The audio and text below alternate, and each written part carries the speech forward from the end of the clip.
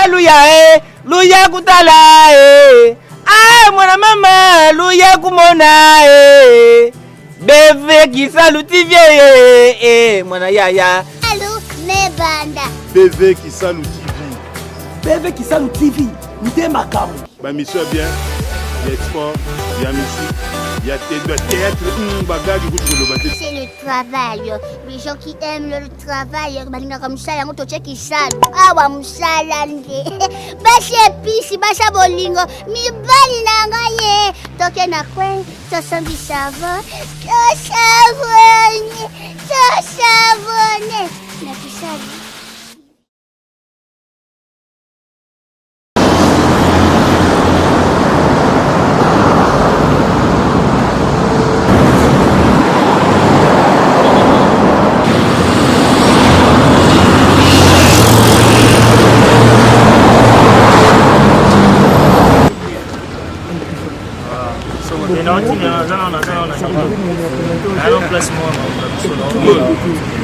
Ça va.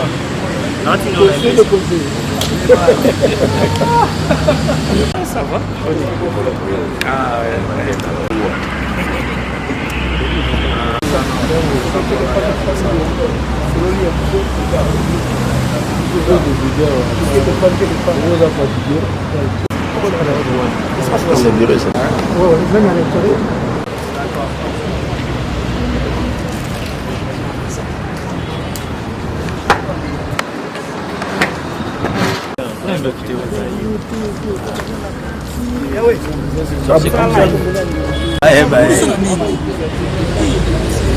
On a une visibilité.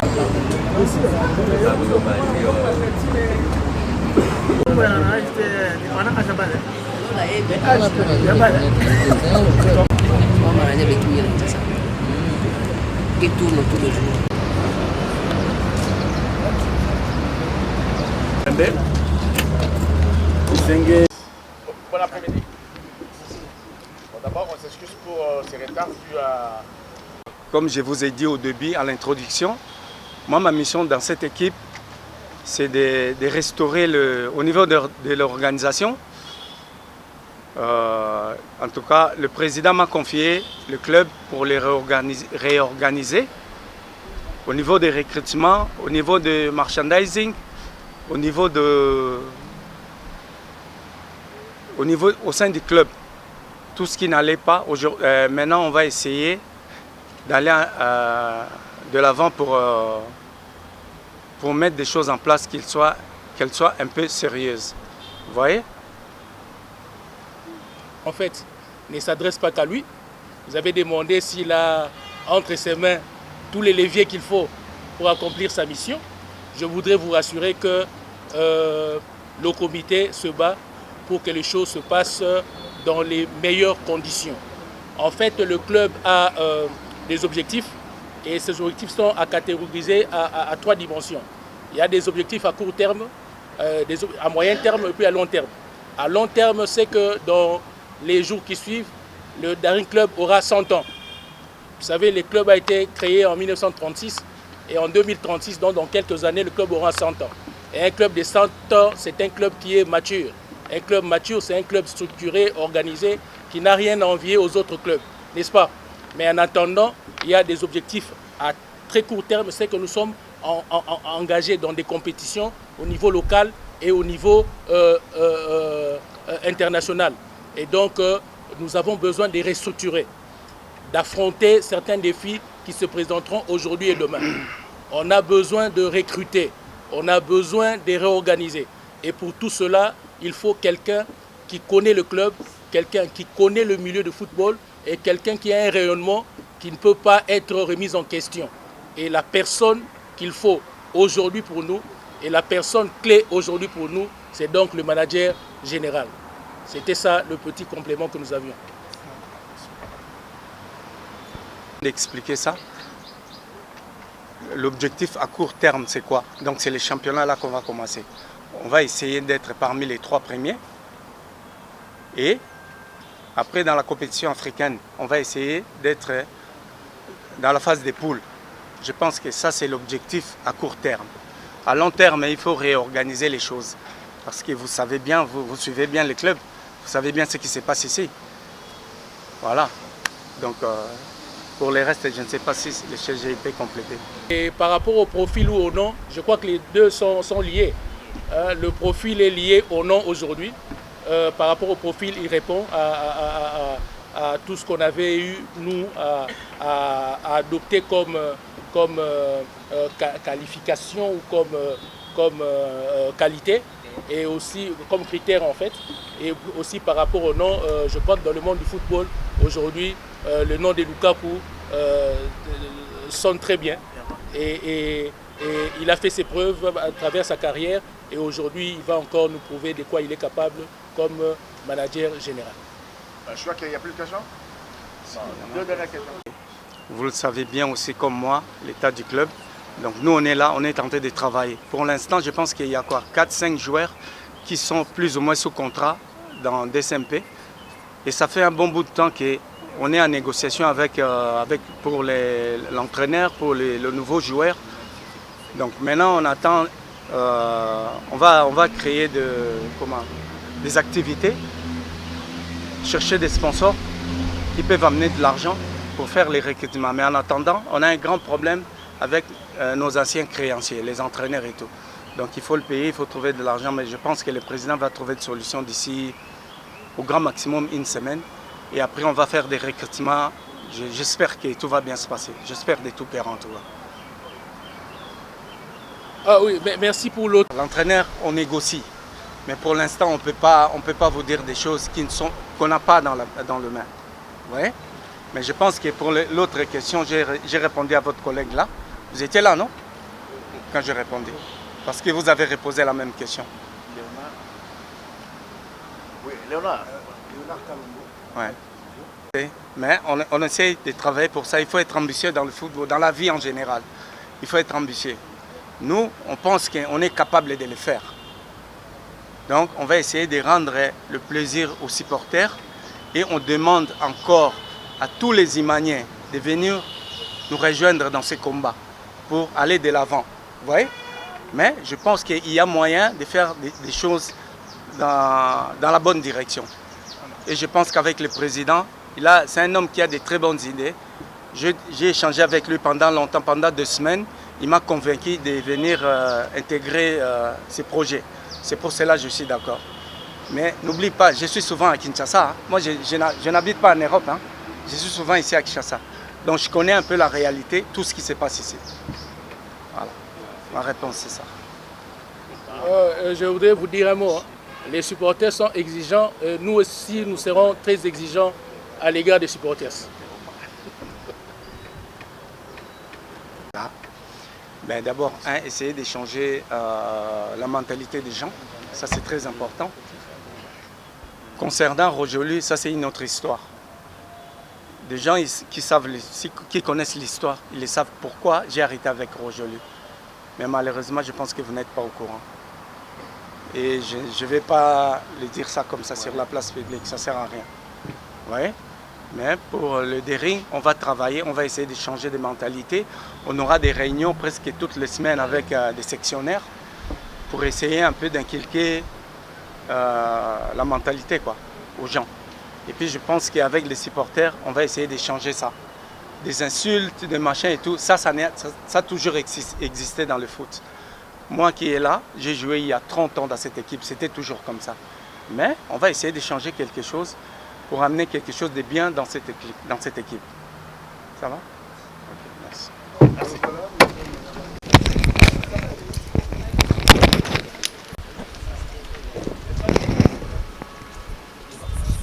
Ya liboso na pesi nanu merci na président Paul Kasembele na choix kitoko asaleli biso ya komemela biso mwana ya ndako toluka biloko banda kala na Deringa et nga naza parmi bato tokenda une fois na président Rome Yenga que je salue en passant kokuta na président Rogelu tokenda même kosola na ye par rapport à masolo à DCMP et koyoka kaka oyo ye moko alobi déjà awa il y a quoi espérer dans quel sens ayebi na Dering ayiba problème au Dering azanango et ayena moi ba remèdes oyo bakopesa biso pour que na court terme moyen terme imana to sepela imana to souffrir mingi to souffrir na ba conflit do imana to vanda ka bo ba conflit na ba conflit de génération à génération et ça même na bato musu ba lobana même pas pour na dering oyo mais na landi elobeli na ye baza na posa ko sangisa bato wana nyonso baza autour d'une table pour l'intérêt majeur ya club na biso. C'est pourquoi nga en tant que président section stade na message na landi na sepeli nango comme on a été baza na posa ya unité wana pamba te slogan na biso elobi d'abord Dering uni reste sport imbattable na sepeli na mituna ba journaliste ba meki ko tuna et tireli siko ko tchango en pratique nga za mimi Santo Thomas en tant que président section stade nga naza pa ba o ba yebike Dering na 0 joueur na minute oyo Dering na ba problème na FIFA na nyonso wana esenga makoki et makoki wana ezaka kate président Paul Mutakocha loboko na poche to manager biso nyonso ba imanien il faut to na sima ya comité Paul Kasembe na manager na biso Roger Lukao to soutenir bango to sunga équipe na biso ekende liboso lokola ngai même soki Léopard azo beta et sengo na za nango na Dering na Léopard na za nango te. À plus forte raison, Real de Madrid on a talaka. Ce bâtiment bina koki ou n'est pas même là. Mais il y a des rings et les caca. Donc on a sengi na ba imanie nyonso. Boya toza na sima comité président Paul Kasembele, boya to soutenir manager na biso. O a eli biso ba innovation. Et tant moko ba o ba beta ndembo. Ça prouve makambo ekende bien. To boyi te ba critique ezali. Mais to sengi ba imanie baya to sima na main dans la main, to suma équipe na biso ekende liboso.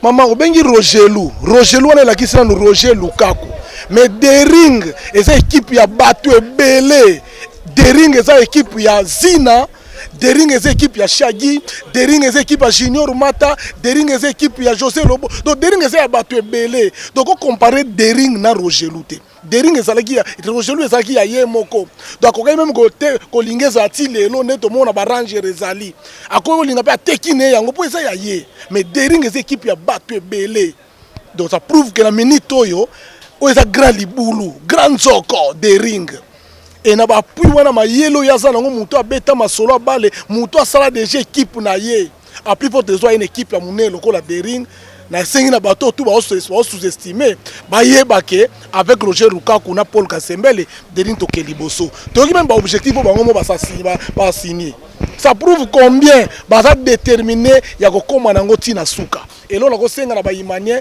to tika na no esprit wana pe ya ba doute méthodique à tout moment ezali to lobaka ce bolamu pe ezali to lobaka. OK, merci beaucoup. Ko accompagner na to yoka ye to yokit to mona siko en œuvre ne masolongo ko banda pamba te na mito na posa recrutement e banda et masolo Jean coulisse bandi pour que to futa ba nyongo ba Italie. OK, merci beaucoup. Masolo nga José Lobota. Donc José Lobota imanien.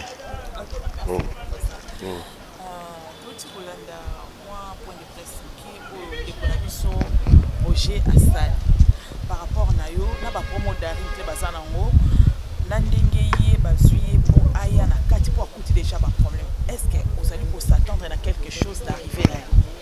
Bien sûr Mamazina, je pense que Tolanda qui manager général au départ à l'obiki bazoki moi temps ko solo la mingi pendant 2 semaines, pas 2 semaines pendant 2 semaines. Donc moi ba semaine na président Paul Kasembele.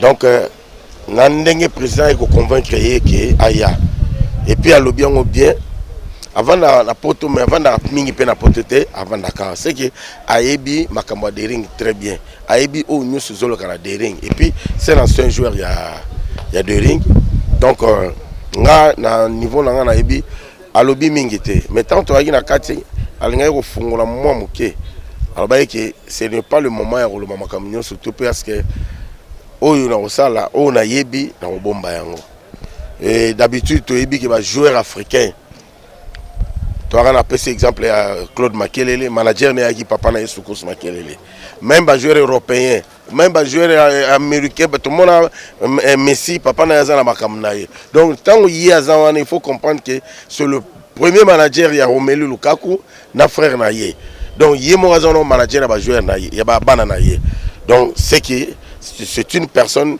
qui maîtrise bien le management. Donc, tant qu'on peut aller à Awa, on a parlé déjà de Imana, tous à l'assurance qu'il y aura de bonnes choses et voire même des surprises. Oui, mot d'assurance, c'est ça. le président a promis et le président commence à réaliser ses promesses. Alors, il y a bien dans un bref délai, tu reprends un manager, tu monier l'élo.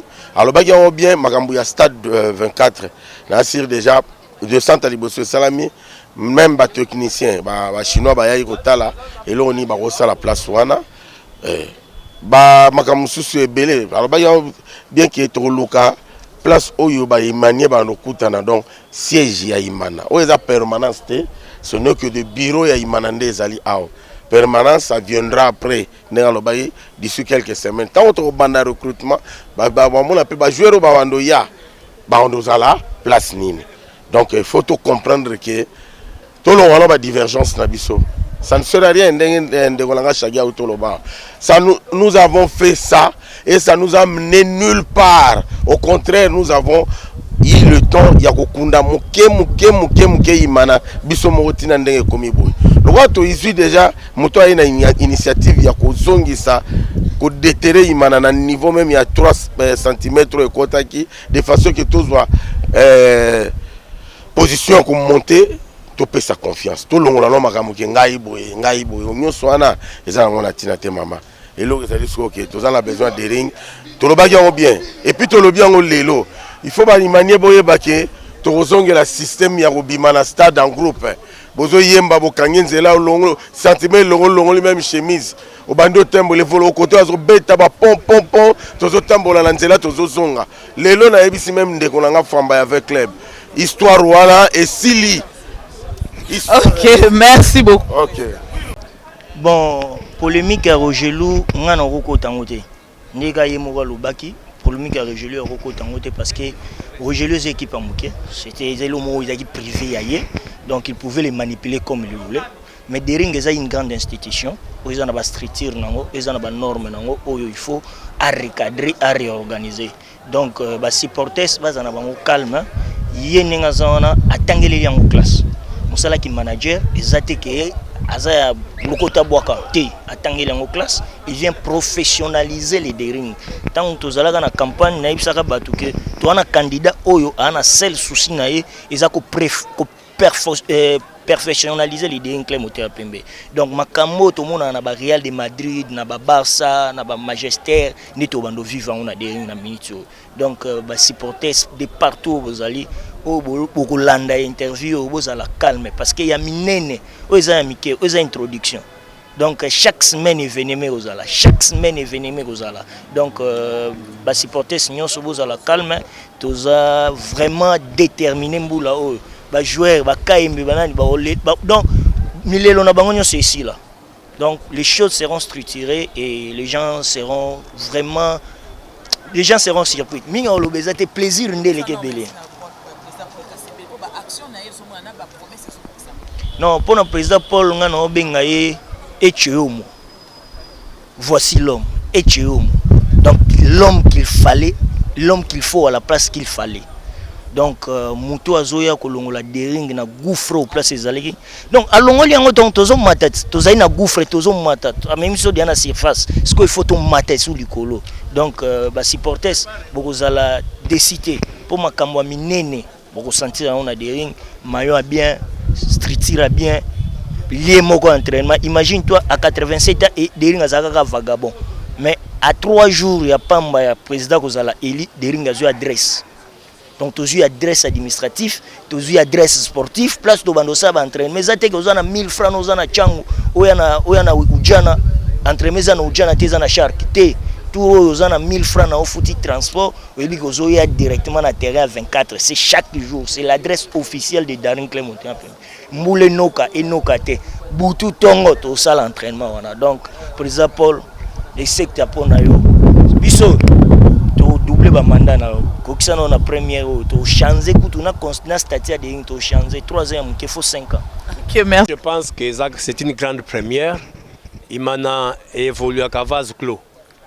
C'est pour la première fois dans l'histoire à Imana, tout le monde a un manager, il y a solo, digne de ce nom. Roger Lukaku, c'est vraiment un grand nom. Donc je crois que Imani so ba PC chance et que ba PC ba moyen, il y a politique naie, Imana rejouer le premier rôle. Parce que biso tant que Ibaka, Imana faisait trembler même Mazembe. Lorsqu'on avançait le nom de Motema Pembe, les équipes tremblaient de froid. Mais les gars qui se contentaient avec la Coupe du Congo, de peur que Nalina Foot a se classé parmi les 3 premiers. Mais je pense que une révolution, notre président Kassembe l'a mis. Je crois fermement qu'Imana vraiment, on va parler de lui sur les plans national et pourquoi pas sur l'échiquier continental. Parce que Tolembi, chaque fois, Mazembe. Tolembi peut tous appeler relève. C'est quand même un grand nom, c'est quand même un grand club. Nous voulons que Motema Pembe puisse décoller. Hein? Imana a joué quand même premier rôle. Dans le temps, Imana est acquis parmi l'équipe titrée dans l'Ina Foot. Mais actuellement, Mazembe est place à Imana. Tu vois, donc j'espère que Structure Bachina Imana, avec l'avènement du président Paul Kassembe, et puis l'avènement de Roger Lukaku, j'espère que ma campagne Imana va décoller. L'homme prudent voit le mal de loin. Azo visé déjà, donc vision ya Paul Kassembe, Alingi Imana, et l'on a na ghetto. Et l'on a ghetto, donc on a vision ya équipe professionnelle.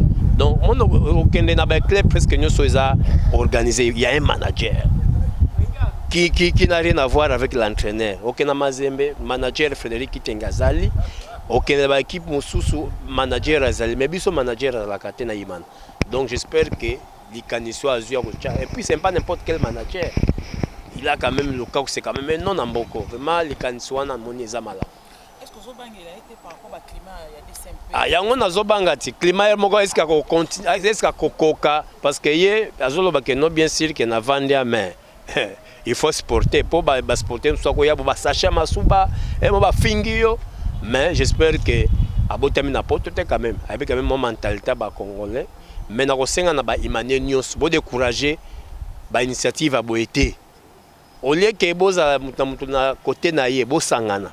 Il faut que sangana minute botala d'abord couleur ndezo inir batunyoso bon non l'autre zo éviter ba division oh muto ya musanganya oh muto ya Kasembele oh muto ya Chimanga oh muto ya c'est pas ya Ngobila te il faut batala couleur quel que soit dirigeant azakuna oyo ayebi kaza imanie mutu nyoso na minute azokamba imanie faut que za na simana ye za na idéologie na ye. Ok, merci beaucoup. Bon, pour nous, déjà, vous avez un manager dans l'équipe, ils ont déjà idée bien déjà. Pour l'équipe, le cas de la dessin, ils ont une équipe à mener. Jamais de causer un manager. Dans le cas d'un manager dans une équipe, ils ont idée bien pour nous aider, les coachs, aider les dirigeants, les makamusu. Donc, pour nous, ils ont idée bien. Bon, arrivé à manager, Naza sûr qu'il a apporté quelque chose dans l'équipe. En plus, on a confiance au BOP, ça y est, on a un projet au Bazan, on a qui a apporté quelque chose dans l'équipe.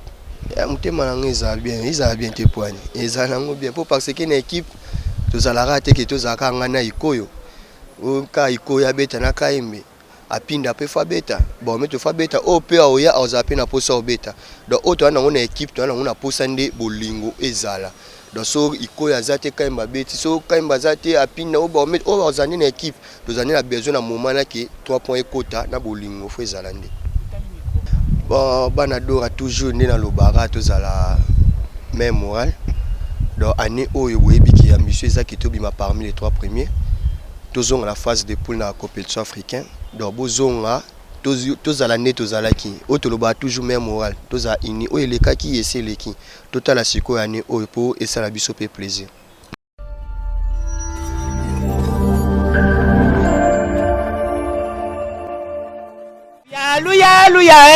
Luya kutala mwana mama luya kumona beve kisalutivie mwana yaya Allô, Nebanda.